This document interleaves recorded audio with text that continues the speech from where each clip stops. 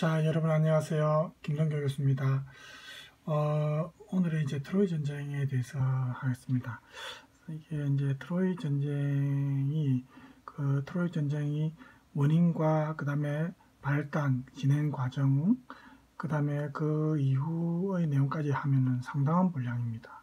그래서 오늘 한 번에 마치기는 좀 곤란하고 한 두 번, 세 번 정도 나누어서 해야 될 것 같습니다. 그래서 제가 과제물로 내어주었기 때문에 여러분이 아마 과제물 준비하는 과정에서 어느 정도 그 줄거리를 여러분 알고 계시죠?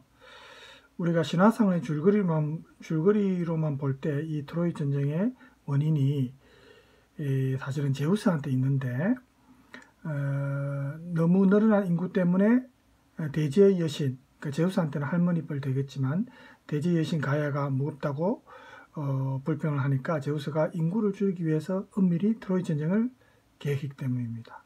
그래서 제우스 편에서 얘기가 잠깐 있었지만 이 바람둥이 제우스가 여신 테티스에게 흑심을 품은 적이 있었죠. 그런데 그가 이 테티스와 관계하면 자신을 왕좌에서 몰아낼 아들이 탄생할 것이라는 그 예언이 있었기 때문에 테티스와의 사랑을 포기합니다. 그래서 매사에 용이 주도했기 때문에 제우스가 만약을 그래도 혹시 모르니까 만약을 대비해서 이 테티스를 아예 인간인 펠레우스와 결혼시켜 버립니다. 그리고 이 결혼식을 트로이 전쟁을 일으키기 위한 계기로 활용합니다. 그래서 여러분 저번에도 잠깐 언급되었지만 그 테티스와 펠레우스의 결혼식 날 제우스가 의도적으로 불화의 여신 에리스를 초대하지 않았죠. 그래서 이제 물론 가는 곳마다 불화를 일으키는 심술쟁이니까 뭐 결혼식에 초대하고 싶겠습니까만은 그래도 어쨌든 초대받지 못한 에리스가 이제 심술이 나서 복수를 하는데 그 결혼 축하연이 무르익었을 때 이 에리스가 나타나서 여러분 어떻게 합니까?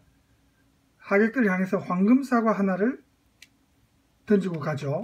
그래서 그래 황금 사과와 관련 이야기를 할 때 아마 여러분이 그 기억이 날 겁니다. 그래서 이 황금 사과를 던지면서 가장 아름다운 여신에게 이 사과의 주인이 황금 사과의 주인이 이렇게 이제 사과의 주인이 그렇다고 얘기하고 이제 가버리니까 이제 미의 여신인 아프로디테 또 헤라 여신 그죠?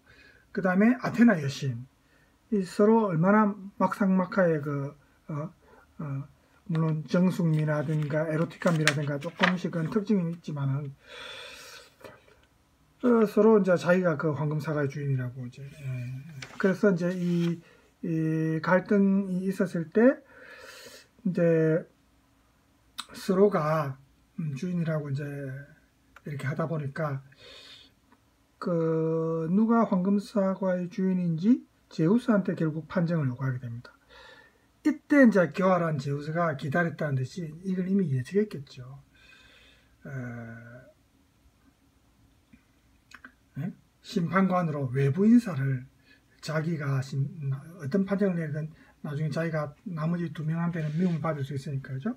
심판관으로 파리스를 임명합니다. 그래서 파리스는 트로이의 그 프리아모스 왕의 차남입니다. 원래는. 그래서 이 파리스가 탄생하는 날 예언을 담당했던 신관이 이 왕자가 장차 국가의 커다란 화근이 될 것이라는 불길한 신탁을 왕에게 전달하니까 아들을 죽일 수는 없고 그래서 왕이 성 밖에 몰래 키우도록 명령을 합니다. 그래서 왕실 교육 대신 성 밖에서 양치기로 자란 왕자가 파리스입니다. 자신이 왕자인 줄도 모르고 있었던 이 파리스가 마치 우리나라 옛날 그 강화도에서 몰래 키워졌다가 왕위에 올랐던 조선시대 철종 임금 있죠? 비슷한 운명인데 그래서 이제 뭐 골프를 치는 것처럼 양치기들이 뭐 돌멩이 던지고 놀고 이렇게 무례함을 달래고 있었는데 파리스 앞에 이 아름다운 새 여신이 나타나가지고 누가 가장 아름다운 여신인지 가려달라고 이제 합니다. 그래서 파리스가 좀 고민이죠. 새 여신다. 왜냐하면은 서로 자기가 그 황금사과의 주인으로 선택받기 위해서 로비를 했어요. 로비 내용은 이제 파리스가 아프로디테를 최고의 미녀로 선정을 자, 결국 하게 되지만은 로비는 이제 헤라는 로비 내용이 뭡니까? 권력과 부를 약속한 것이죠. 그 다음에 아테나는 전쟁의 승리와 영광을 약속했고 아프로디테가 최고의 미녀를 약속했습니다. 이렇게 로비를 했는데 파리스가 아프로디테의 로비에 넘어갔죠. 넘어갔다기보다는 자기가 뭐 최고의 미녀를 원했기 때문이겠지만, 그래서 아프로디테는 자신의 약속을 지키기 위해서 파리스가 왕자의 신분을 되찾아 왕실로 복귀하게 일단 만듭니다. 그래서 왕의 사신으로 그리스 각국을 방문하게 만들었는데, 이 스파르타에 도착한 파리스는 메넬라오스 왕의 환대를 받는데, 이 환영 파티가 진행되는 도중에 파리스가 시스니 간 여인이 있었습니다. 그런데 메넬라오스의 아내인 왕비 헬레네였습니다. 헬레네가 그의 마음에 섞던 겁니다. 결국 이 두 남녀가 나중에 야간 도주해서 트로이로 돌아옵니다. 이제 문제가 심각해지죠. 이 사건 때문에 전쟁이 선포된 겁니다. 그런데 사실은 이렇게 외관상의 신화상의 줄거리가 트로이 전쟁의 원인이 이렇게 여인 한 명 때문이라고 하는데 정말 그럴까? 우리가 좀 의문이 가지 않습니까? 나중에 제가 설명하겠지만 트로이는 실존했던 국가입니다. 실제로 독일의 고고학자가 그 트로이 유적지도 발견했죠. 그래서 이 전쟁도 실제로 있었던 것이라면 단순히 바람난 한 여인 때문에 전쟁이 일어났다고 보기는 힘듭니다. 더군다나 이 여인 하나 때문에 9년이 넘게 트로이 전쟁이 있었다. 사실은 거의 믿기 어렵죠. 그렇다면 이 전쟁의 진정한 원인은 여러분 무엇이라고 생각합니까? 무엇을 얻기 위해서 그렇게 사투를 벌였겠습니까? 그것은 바로 그리스와 트로이 사이의 패권 다툼이었다고 우리가 사실은 봐야 되는 겁니다. 이렇게 추정할 수 있는 이유는 그리스와 페르시아의 전쟁 원인을 비춰볼 때 더욱 설득력이 있습니다. 그리고 헬레네가 정말 아름다웠을까? 그건 맞는 것 같아요. 왜냐하면 헬레네가 처녀였을 때 이 헬레네의 아름다움에 매혹된 많은 고혼자들이 그녀를 위해서 죽을 수 있다고 큰 소리를 쳤다가 나중에 트로이 전쟁 때 전부 곤혹을 치르게 되는 그런 내용이 나옵니다. 그 사람들 신들도 있고 이제 거기 보면 오디세우스가 일단 있습니다. 오디세우스도 역시 결혼 전에는 헬레네를 쫓아다녔던 사나이들 중에 한 명입니다. 그래 오디세우스가 헬레네의 관심을 사기 위해서 특이한 생각을 해냈는데 헬레네에게 구원을 하는 모든 남자들이 그 결과에 관계없이 평생을 헬레네의 보호자로 살아갈 것을 생각하자 이렇게 제안을 한 것입니다. 그런데 이 오디세우스보다 더 현명하지 못했던 다른 구원자들은 거의 제안에 앞다투어서 서명을 했습니다. 이들이 이 서약을 한 것 때문에 훗날 이 트로이 전쟁에 징집될 것이라는 사실은 상상조차 못했겠죠. 그래서 헬레네의 남편 메넬라오스는 이때 서약을 핑계로 그리스의 모든 영웅들, 헬레네한테 그렇게 서약했던 영웅들을 이 헬레네 구출작전에 참가하도록 요구하게 되는 거죠. 그래서 이런 징집을 회피하기 위해서 여러 가지 소위 우리식으로 말하면 병력 비리가 발생하는데 대표적인 사람이 바로 테티스의 아들 아킬레우스 그리고 헬레네와 보호서약을 제안했던 그 오디세우스였습니다. 오디세우스는 이래 징집 명령이 떨어지니까 실제로 이런 경우가 생길지 몰랐겠죠. 당황했겠죠. 그래서 그 당시 사실 그는 아들까지 낳고 살고 있는 유부남이었습니다. 이제와가 다른 남자와 달아난 유부녀 때문에 자기 가족의 평화와 행복을 파괴하는 게 쉽겠습니까? 그래서 징집을 피하려고 미친 사람 흉내를 냈어요. 왕의 신분인 그가 서로 밭을 간자든지 일부러 그렇게 이제 미친 사람처럼. 그래서 징집관들은 이런 오디세우스를 테스트하기 위해서 밭의 한복판에 오디세우스의 아들을 데려다 놓았습니다. 그러니까 오디세우스가 교묘하게 아들만 피해서 밭을 갈았습니다. 그래서 징집관의 눈을 속이지 못했어요. 전쟁에 나가게 되고 아킬레우스도 병력을 기피한 이유는 어머니 테티스의 만류 때문이었습니다. 테티스 여신은 이 어린 아킬레우스를 불사의 몸으로 만들기 위해서 하데스의 세계에 간 적이 있는데 지하 여신 알죠? 이 스틱스 강물의 아들을 목욕시키기 위해서였습니다. 그래서 여신이 이 어린 아들의 발목을 잡고 강물에 담갔다가 꺼냈는데 그 덕분에 어떤 창이나 칼도 뚫을 수 없는 강력한 피부를 갖게 됐지만 어머니의 손 때문에 그 스틱스 강물이 묻지 않았던 발목 부분만 빼고는 완벽했습니다. 그래서 이 약점이 그 약점이 발목 뒷부분인데 우리가 이제 아킬레스건이라는 용어가 있죠. 바로 여기에서 생겨난 용어입니다. 그래서 전쟁이 선포되고 어머니 테티스가 이제 점을 치니까 아들이 죽을 거라는 점괘가 나왔어요. 그래서 어머니는 이 잘생긴 아들을 여자로 변장시켜서 여인들 틈에 숨겨놨는데 하지만 뭐 운명을 피할 수 없었겠죠. 병력 기피에 실패했습니다.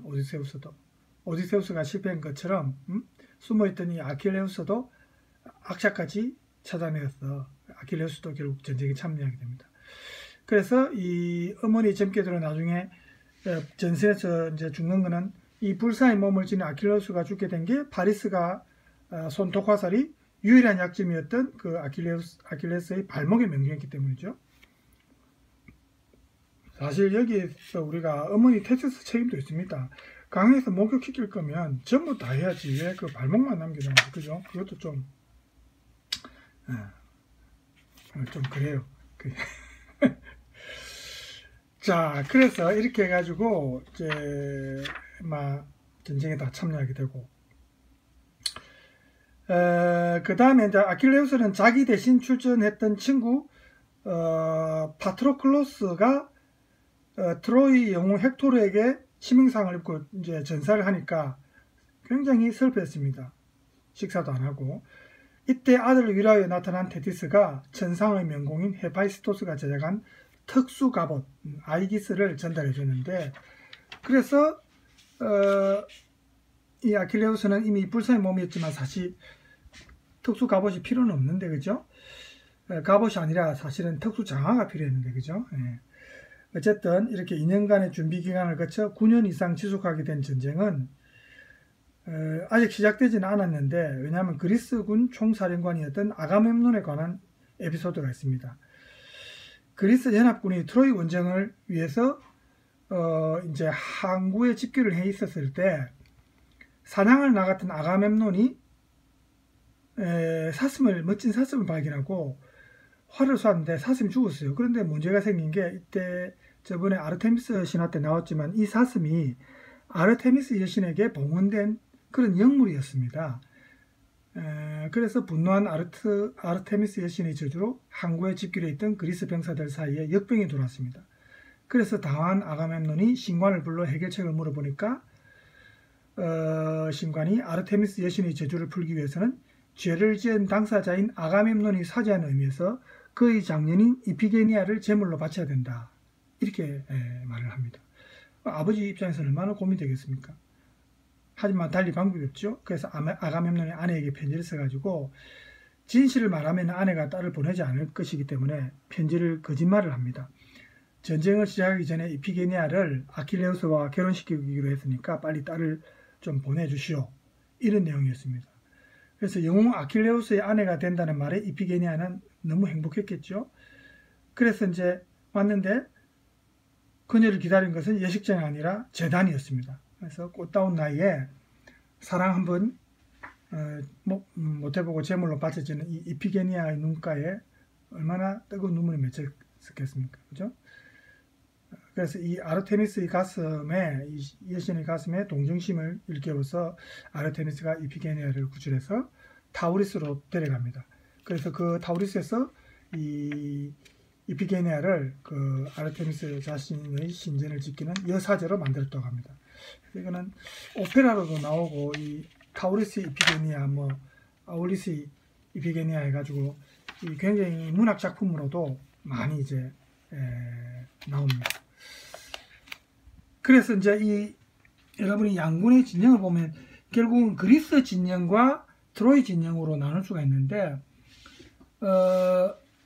먼저 그리스 진영에 보면은 아가멤논이 있고 이제 아가멤논은 메넬라우스 형인데 미케네의 왕입니다. 그리스군 총사령관이고 그 다음에 아킬레우스가 있습니다.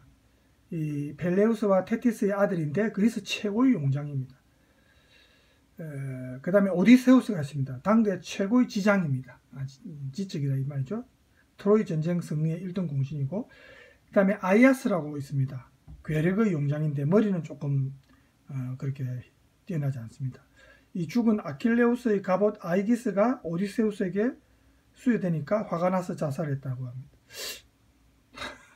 좀 분노 조절 장애가 있는 것 같아요. 그 다음에 뭐 프로테실라오스라는 사람이 있고 장군인데 뭐 이런. 그 다음에 신들 중에서 그리스 진영을 지지한 신들은 헤라 여신과 아테나 전쟁의 여신, 그 다음에 포세이돈, 아폴론, 이렇게 신들은 그리스를 지지했습니다. 그 다음에 트로이 전쟁, 트로이군 쪽에는 유명한 용장들이 프리아모스가 있습니다. 트로이 국왕이죠. 그 다음에 헥토르가 있습니다. 프리아모스의 장남인데 트로이 최고의 영웅입니다. 그리스의 명장이며 아킬레우스의 친구였던 파트로콜로스를 죽인 헥토르입니다. 그래서 나중에 아킬레우스한테 죽음을 당합니다. 그래서 영화 본 사람들은 알죠? 시체가 능욕을 당하죠. 그래서 그 이유가 백발의 늙은 국왕 프리아모스가 직접 아킬레스를 방문해서 간신히 찾아오죠. 그래서 이제 아마 이 트로이 전쟁 영화 본 사람들은 그 기억을 할 겁니다. 그 다음에 트로이 편에는 또 파리스가 있습니다. 아까 나왔죠? 헬레나를 유혹했던 이 트로이 전쟁의 원인을 제공했던 장본인인데, 트로이 국왕 프리아모스의 차남이죠, 원래는. 그래서 아킬레스를 도가살로 죽였지만 본인도 도가살에 맞아서 죽죠, 파리스가. 그 다음에 아이네이아스라고 있습니다. 아프로디테와 앙키세스의 아들로 전쟁이 끝난 후에 이탈리아로 가서 로마를 세우죠. 요 아이네이아스도 트로이 쪽에 속합니다. 그 다음에 신들 중에서는 트로이를 지지한 신들은 아르테미스와 아프로디테, 아레스, 아폴론, 아테나. 아테나 그러니까 양쪽에 다 걸리네, 그죠? 중립이었다고 볼 수 있겠습니다. 이렇게 보면 트로이 전쟁은 신들도 양진영으로 갈려서, 물론 아폴론이나 아테나 같은 경우는 양다리를 거친 경우지만, 그래서 신들도 이렇게 그리스 진영과 트로이 진영 이렇게 나눠졌습니다. 그래서 이제 트로이 전쟁이 일어나는데, 자, 이 정도로 하고 이제 우리가 또 얘기만 들으면 지겨우니까 이제 이 동영상을 제가 준비한 동영상을 보여드리겠습니다. 먼저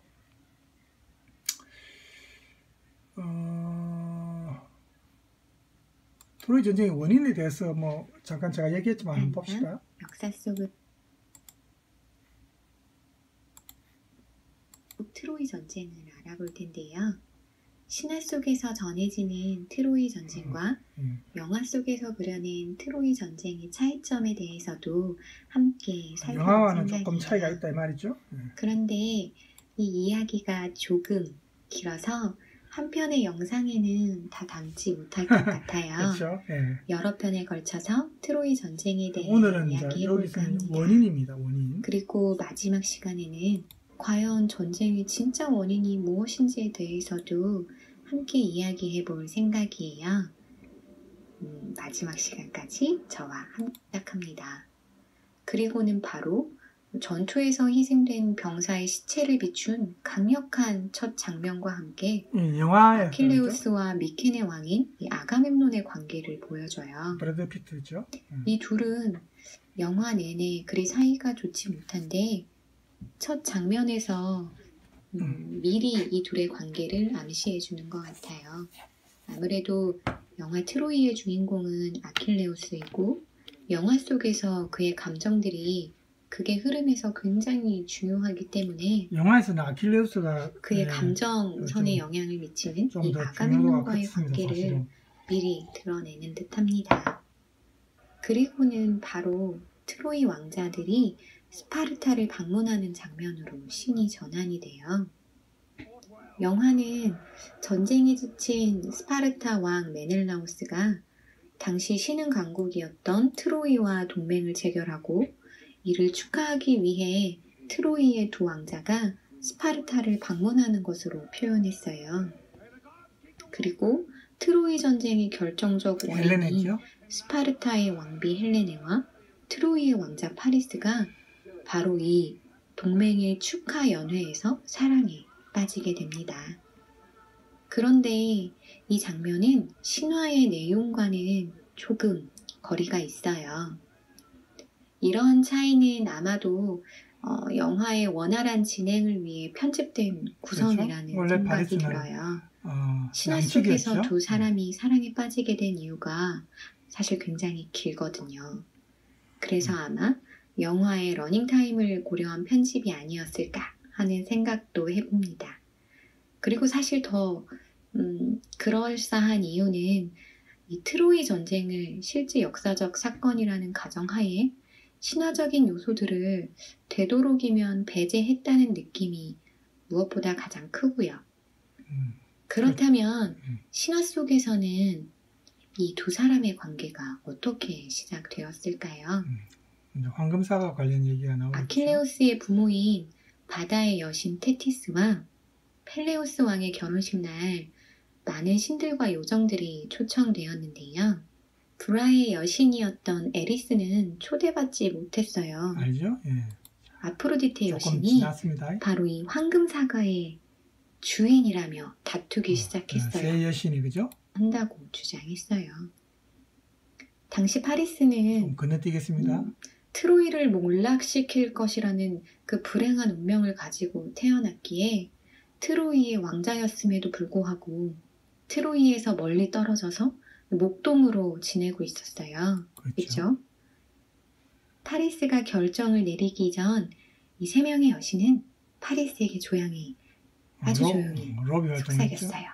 넘어가고. 어떠한 일이 생기더라도 헬렌의 남편의 편에 서서 싸우겠다고 맹세하도록 하는 것이었거든요. 오디세우스의 제안에 따라서 함께 트로이로 떠났고 이를 안 메넬라우스는 굉장히 분노했죠. 이 파리스와 헬레네가 트로이로 넘어가는 과정에 대해서는 다양한 버전의 이야기가 존재해요. 파리스가 헬레네를 납치했다는 버전도 있고 우리가 일반적으로 알듯이 서로 사랑에 빠져서 트로이로 도주했다는 이야기도 있어요. 영화 속에서는 둘이 사랑에 빠져서 헬레네가 트로이로 향하는 배에 파리스와 몰래 승선하여 트로이로 향합니다. 이 일로 자존심이 상한 메넬라우스는 당시 그리스 세계의 최강국인 미케네로 건너가서 자신의 형이었던 아가멤논에게 도움을 청하고 그리스 전역에 도움을 요청합니다. 앞서 언급했던 많은 그리스의 왕자들이 이 틴다레우스 왕 앞에서 맹세를 했기 때문에 많은 영웅들과 그리스의 많은 또 왕들이 이 메넬라우스의 요청에 응답을 했어요. 그렇죠. 아까 오디세우스의 제안에 따라서 서약을 했던 영웅들이 징집을 회피하려다가 다 실패하죠. 그 얘기입니다. 그러나 이 요청을 거부하고자 했던 영웅도 있었어요. 이 이야기부터는 다음 시간에 한다는데 다음 시간에 할 필요 없고 제가 준비해놨으니까 바로 보면 됩니다. 잠들지 못하는 밤 역사 속의 스파르타 왕 메넬라우스와 그의 형인 미케네의 아가멤논이 그리스 전역에 도움을 요청했을 때 바로 이 부분은 신화와 영화 트로이 속의 내용이 조금 차이를 보이는 부분이에요. 먼저 오디세우스에 대해서 한번 이야기를 해보면 사리분별이 굉장히 명확했던 아타케의 왕 오디세우스는 파리스와 사랑에 빠진 부정한 스파르타의 왕비를 되찾기 위한 이 전쟁에 참여하고 싶어 하지 않았어요. 더욱이 당시 오디세우스는 아내 페넬로페와의 그렇죠? 사이에서 귀여운 아들이 태어나 행복하게 살고 있었거든요. 그리스의 사신들이 그를 데리러 오자 그는 그래서 꾀를 내었습니다. 그 방법이 조금 독특해요. 바로 미친 척을 하는 것이었어요. 제가 아까 얘기했죠. 멀쩡한 밭에 소금을 뿌리고 밭을 가는 그런 행동을 하면서 미친 척을 했던 것이죠. 그러나 이 꾀는 그리스 사신들에게는 통하지 않았습니다. 조금 건너뛸게요. 밝혔습니다. 사신들은 굉장히 당황해서 자비를 베풀어 주실 것을 비는 모습까지 영화 속에서는 나와요. 결국 참여하게 되죠. 어쩔 수 없이. 그렇다면 아킬레우스는 왜 전쟁에 참여하고 싶어 하지 않았을까요? 신화 속에서는 아킬레우스의 어머니인 테티스가 그의 운명을 미리 알고 있었기 때문에 그렇죠? 아킬레우스가 전쟁에 참여하는 것을 어떻게든 막고 싶어 했어요. 그가 트로이에서 죽을 운명이라는 것을 이미 알고 있었기 때문이죠. 그렇죠. 그래서 테티스는 아들을 감추기 위해서 그를 리코메데스의 궁전으로 보내서 여장을 시켜서 처녀들 틈에 끼어있게 했어요. 한마디로 몰래 숨긴 거죠. 그러나 그를 전쟁에 참여시키기 위해서 파견되었던 그리스의 사신이 바로 위에서 언급한 그 꽤 많은 오디세우스였습니다. 오디세우스는 잔꾀를 내서 상인으로 변장을 했고, 그리고는 당시 아킬레우스가 있는 레코메데스의 궁전으로 갑니다. 그리고는 자신이 가져온 물건들을 마치 본인이 상인인 것처럼 쫙 꺼내놓자 여인들은 모두 장신구들의 관심을 갖기 시작했어요. 그리고 그 여인들 틈에 끼어있던 바로 단 한 명, 여장을 했던 아킬레우스만이 칼과 검들의 관심을 보였던 것이죠. 오디세우스는 남자 특징이 단번에 그가 바로 아킬레우스임을 알아차렸어요.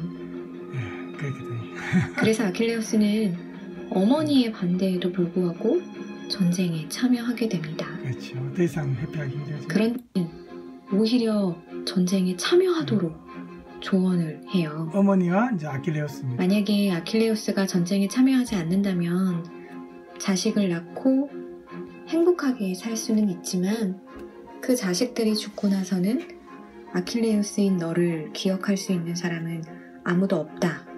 이게 이제 영화 버전입니다. 영화에서는 어머니가 이제 오히려 참여. 그러니까 이게 조금 신화하고 다른 겁니다. 그죠? 예. 아킬레우스가 주인공이기 때문에 비겁하게 묘사하기 싫었겠죠. 예. 트로이 전쟁에 참여를 해서 비록 영광스러운 죽음을 맞더라도 역사 속에 영웅이 되라는 조언과 함께 말이죠.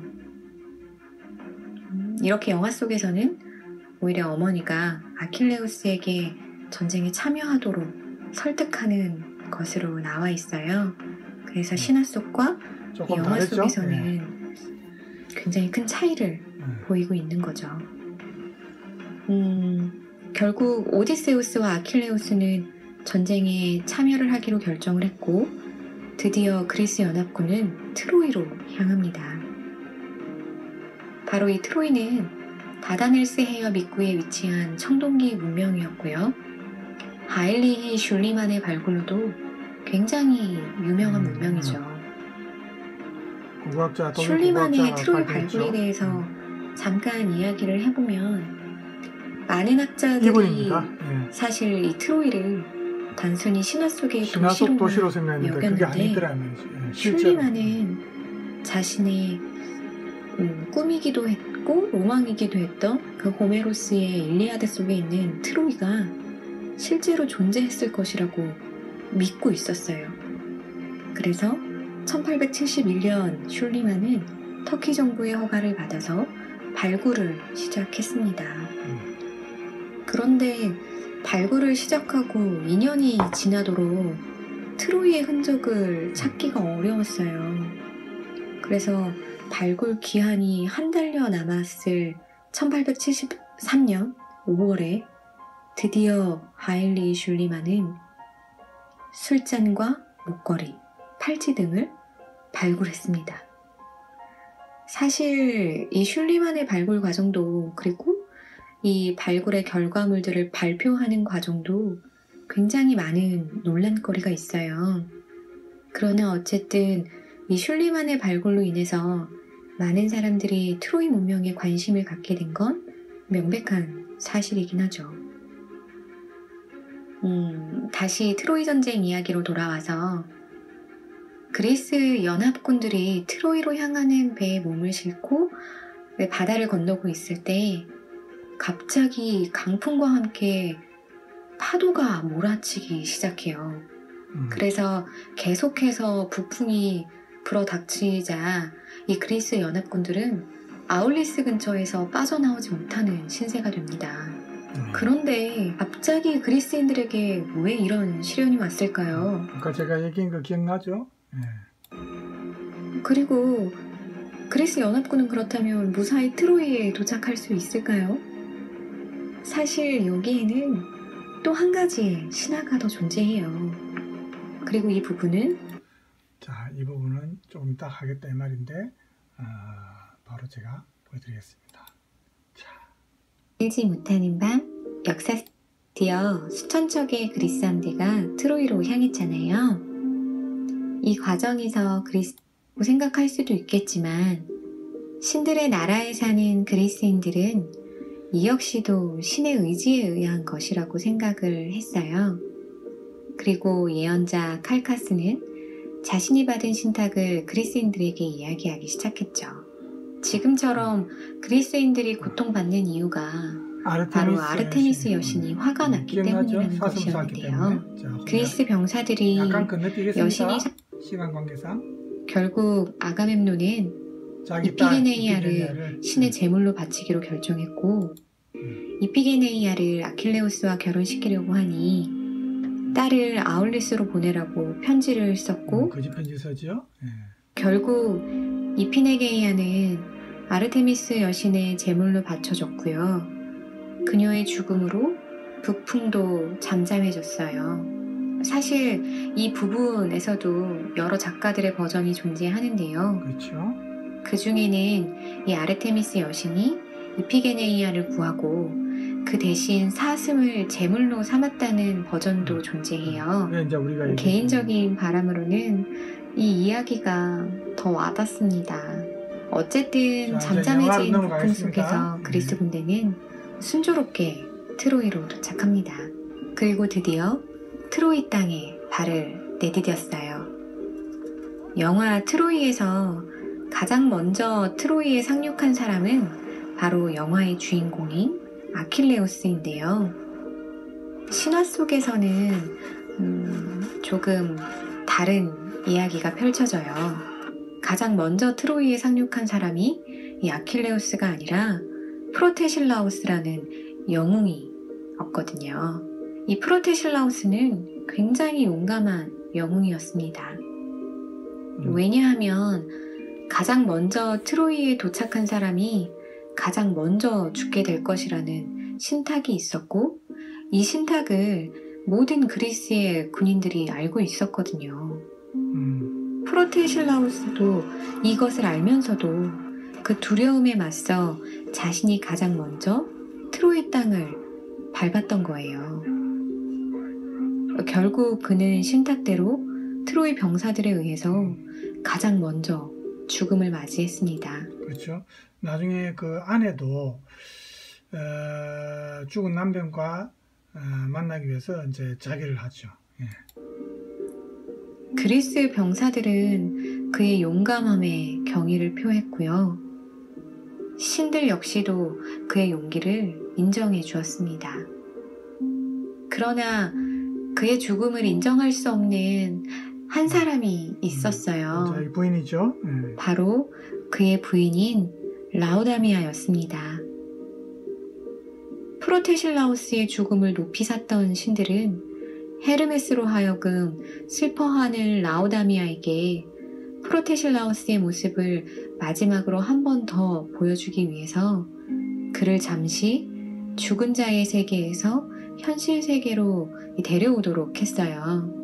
이제 부인이 사실은 죽은 남편과 3시간만 만나서 대화를 하게 해달라고 빌었답니다. 그래서 이 아내의 탄원이 받아져서 죽은 남편과 만나게 되는데 3시간이 지나서 하교로 떠나는 남편을 따라가기 위해서 자기를 하죠. 그렇습니다. 그런데 라우다미아는 그녀의 남편과 오늘은 슬픈 이야기. 자, 여기까지가 이제 3편이었죠.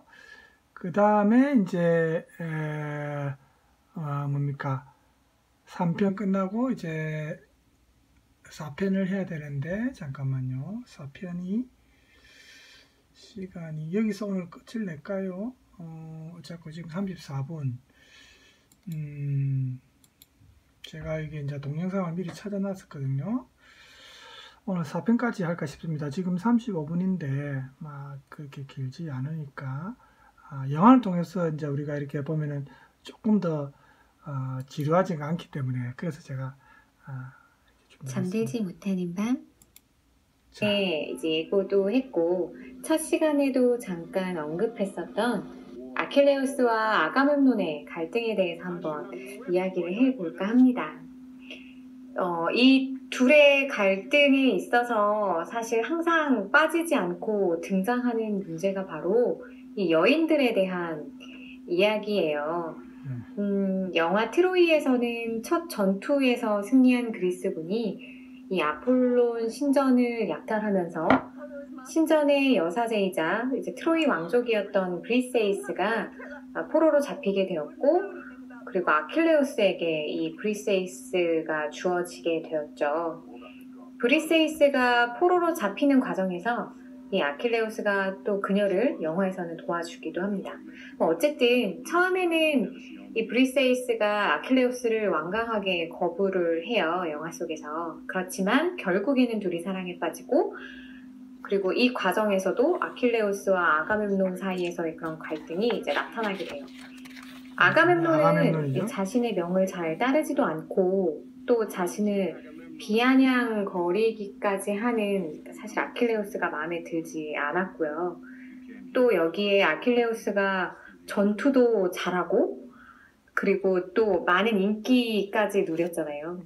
그래서 아가멤논은 사실 아킬레우스를 굉장히 견제를 했고 그리고 또 질투하기도 했던 것 같아요. 질투했다고 보면 됩니다. 그래서 얄미운 남자들이 질투가 더 아킬레우스에게 무서워. 벌이라도 주듯이 그 아가멤논은 아킬레우스로부터 브리세이스를 이제 빼앗아 버렸고, 여기에 또 화가 난 이 아킬레우스가 자신은 전투에 참여하지 않겠다라고 선언을 해버리죠.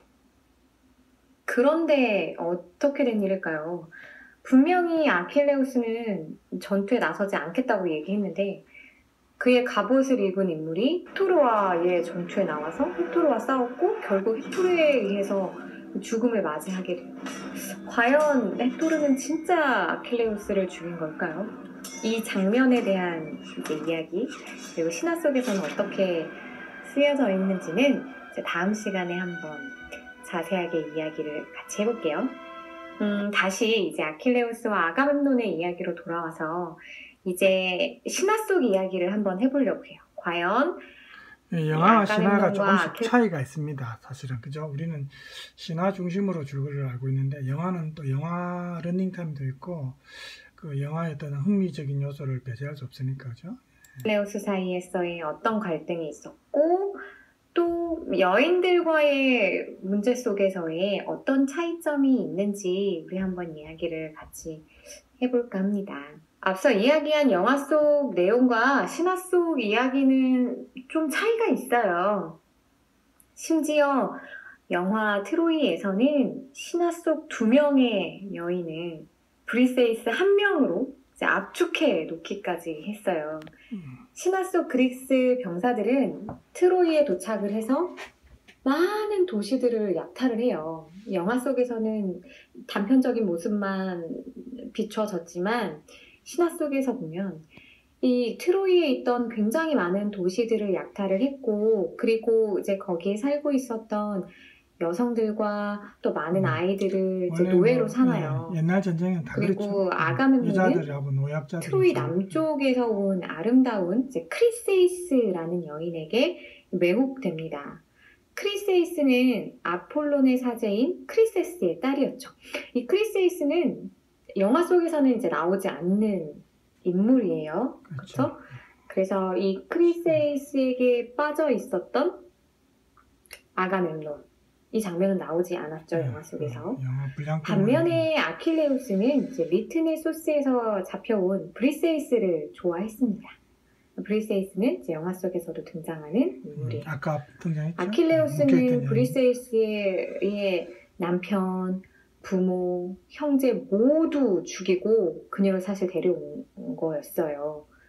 이렇듯 인물의 구성에 있어서도 그리고 배경에 있어서도 영화와 신화는 실제로 많은 차이가 차이를 좀 있지. 보입니다. 예. 그렇습니다. 그런 영화에서는 크리세스의 이제 부탁을 거절합니다.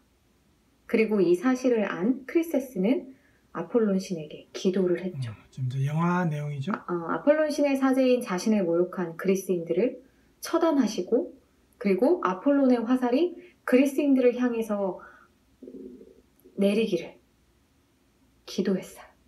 어떻게 됐을까요? 아폴론 신은 이 기도를 받아들였습니다.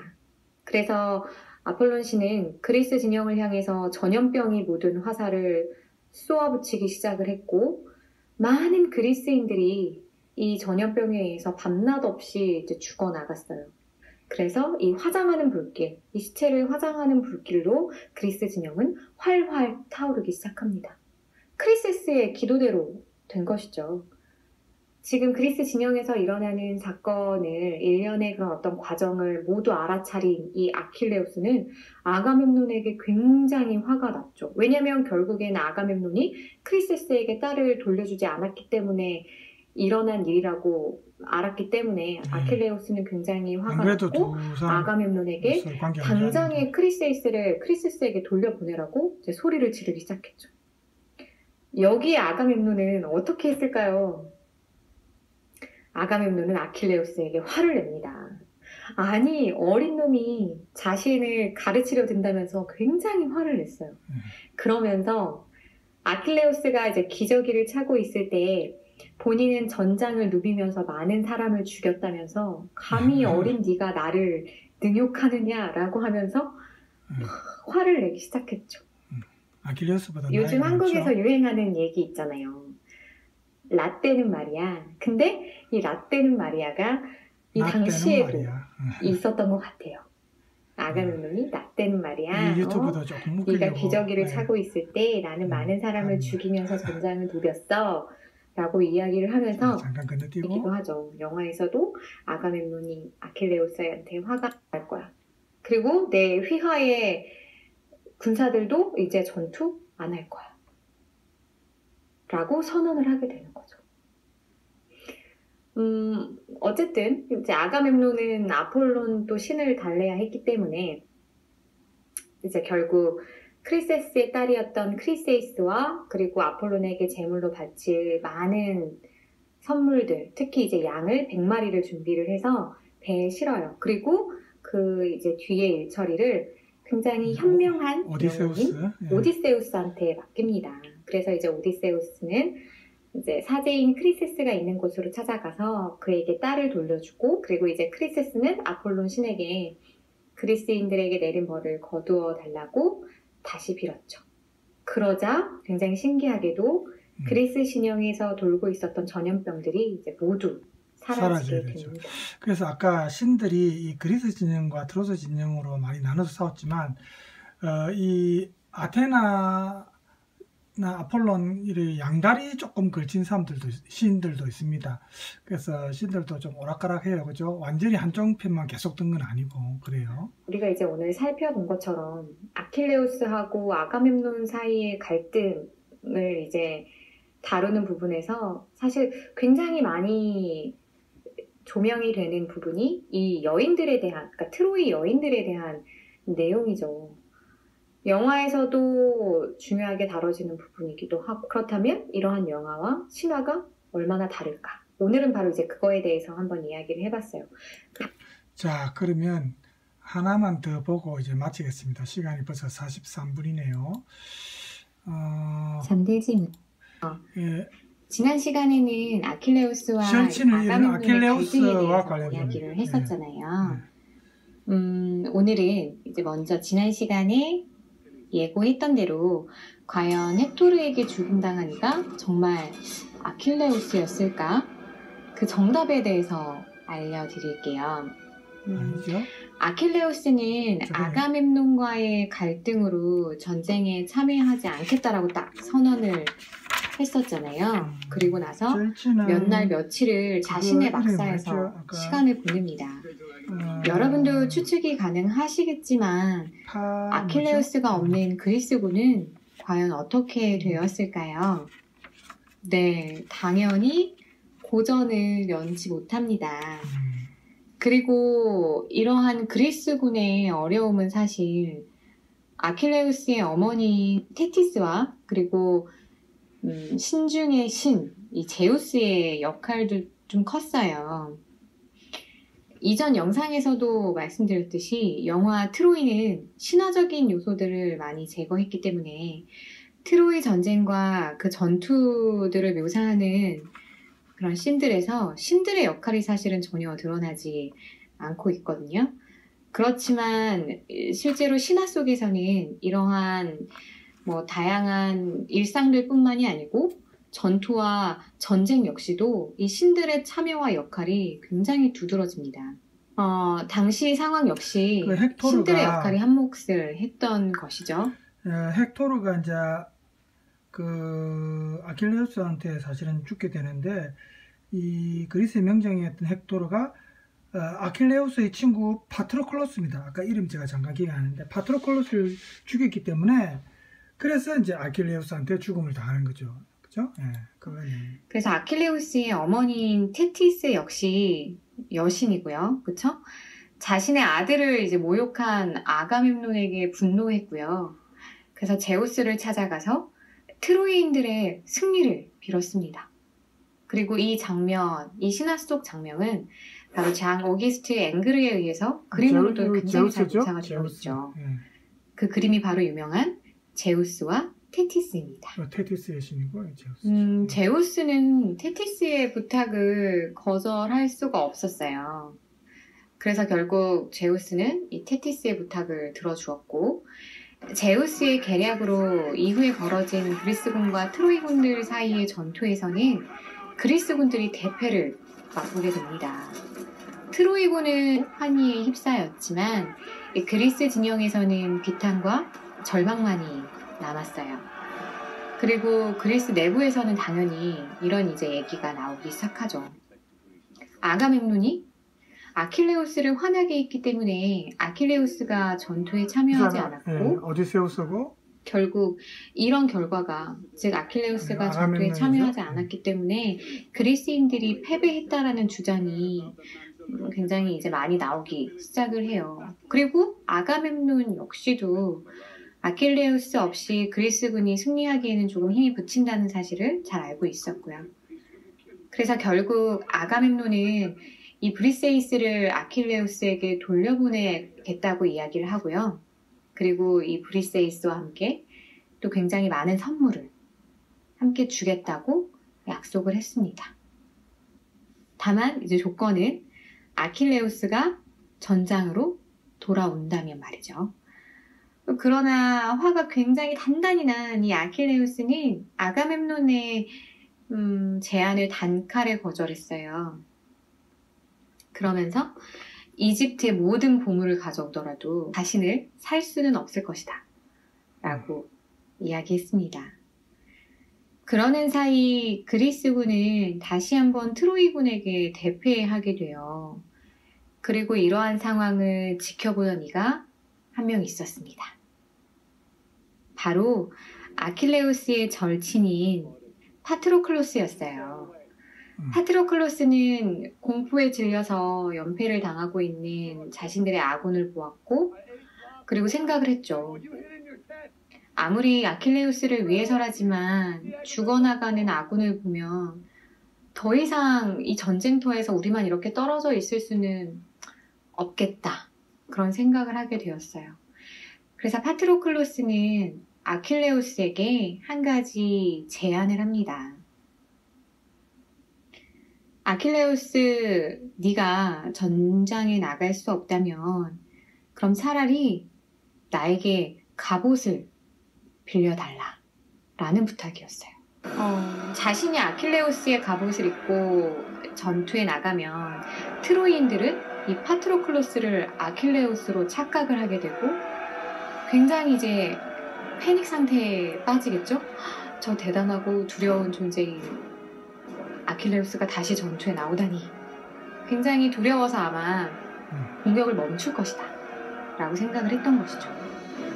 그리고 그렇게 트로이 군들이 공격을 멈추는 잠깐의 그 시간에 그리스 군들은 다시 전열을 다다듬어서 적을 물리칠 수 있다 라는 주장이었어요. 그리고 이에 아킬레우스는 흔쾌히 승낙을 합니다. 그래서 파트로클로스는 이 아킬레우스의 갑옷을 입고 이 아킬레우스의 부하. 근데 문제는 파트로클로스가 죽습니다. 그래서 이제 아킬레우스가 결국 전쟁에 참여해서 친구를 죽인 그 트로이의 명장 헥토르도 죽이게 되죠. 들과 함께 이제 전투에 나가게 되었고, 실제로 그가 추측했던 대로 트로이 군들은 동요하기 시작했어요. 그리고 나름 파트로클로스도 잘 싸웠고요. 그런데 문제는 그의 행운은 여기까지였다라는 것이죠. 그렇죠. 헥토르에서 죽겠죠. 트로이군의 명장인 대장수 이 헥토르와 정면으로 맞서게 되었기 때문이에요. 1대1로 맞붙은 헥토르와 파트로클로스 중 누가 승리를 했을까요? 여러분도 추측하다시피 바로 헥토르였습니다. 헥토르의 창이 파트로클로스에게 치명상을 입혔고 결국 파트로클로스는 숨을 거두게 되죠. 사실 이 부분에서는 신화와 영화가 차이를 보여요. 먼저 영화에서는 아킬레우스와 파트로클로스의 관계가 사촌지간으로 나오죠. 그리고 파트로클로스는 계속해서 전장에 나가서 싸움을 하고 싶어 했지만 아킬레우스가 그것을 계속해서 막았고, 그래서 파트로클로스는 아킬레우스가 잠든 사이에 아킬레우스의 갑옷을 몰래 가지고 나와서 전투에 참여를 한 것이죠. 그리고 또 신하와 마찬가지로 헥토르에게 죽임을 당하고요.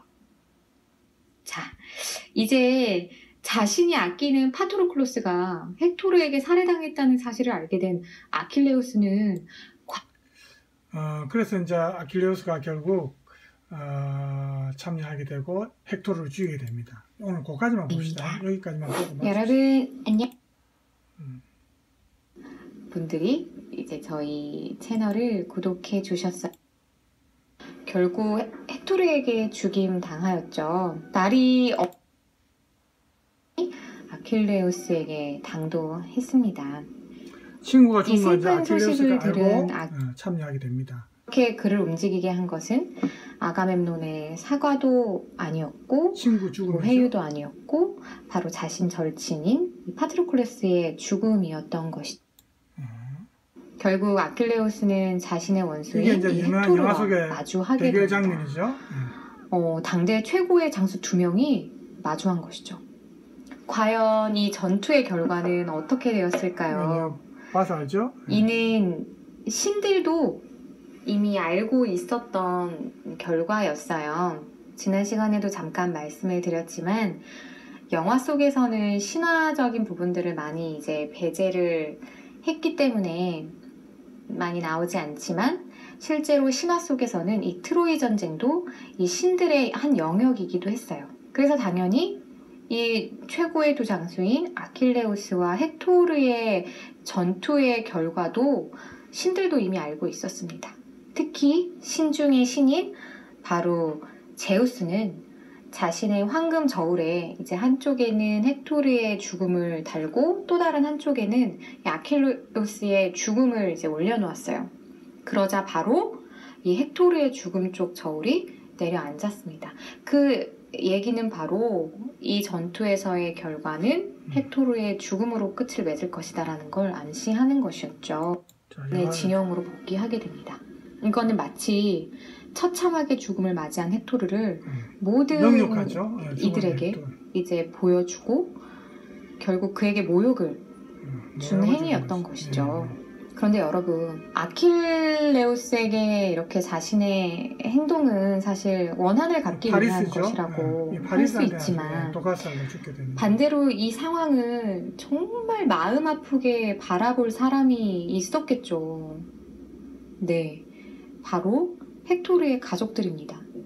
특히 이 헥토르의 아버지인 프리아모스 왕은 자신의 아들이 죽음을 맞이한 것도 부족해서 아들의 장례조차 제대로 치러주지 못하게 되는 상황이 생겼으니까 얼마나 마음이 아팠겠어요. 그래서 신화에서는 이 부분에서 다시 한번 제우스가 등장을 해요. 제우스는 이 프리아모스 왕에게 이제 더 이상 걱정하지 말고 보상금을 많이 준비해서 영화 속 장면이죠. 헥토르의 시신을 자기 아들 시신을 되찾으러 찾아가기 위해서 아킬레우스에게 가라 라고 이야기를 맞죠, 하고 왕이? 프리아모스는 제우스의 말을 따릅니다. 헬리폰단가요. 그래서 헤르메스 신이 그를 인도를 해서 그리스군에게 들키지 않고 아킬레우스의 막사로 갈 수 있었어요. 그리고 프리아모스 왕은 자신의 아들을 죽인 아킬레우스를 이제 마주하게 됩니다. 과연 프리아모스 왕은 어떻게 행동했을까요? 아킬레우스처럼 자신이 사랑하는 사람을 죽인 원수니까 아킬레우스처럼 또 원수를 죽이려고 했을까요? 근데 프리아모스 왕은 그렇지 않았어요. 오히려 자신의 아들을 죽인 아킬레우스의 무릎을 잡고 또 그의 손에 입맞추었습니다. 그래서 오히려 이 모습을 본 아킬레우스와 그리스인들은 프리아모스에게 경외심까지 느꼈어요. 그렇죠. 프리아모스는 이렇게 이야기합니다. 아킬레우스, 자네 아버지를 한번 생각해 보게나. 그분도 나처럼 아들을 얼마나 그리워하고 또 괴로웠겠니. 하지만 더욱 불쌍한 사람은 바로 나야. 내 아들을 죽인 사람에게 손을 내밀어서 이렇게 찾아왔으니 가장 불쌍한 사람은 바로 나다. 이게 통했죠. 라고 이야기해요. 그 순간 아킬레우스는 마음속에서 많은 감정을 느꼈던 것 같아요.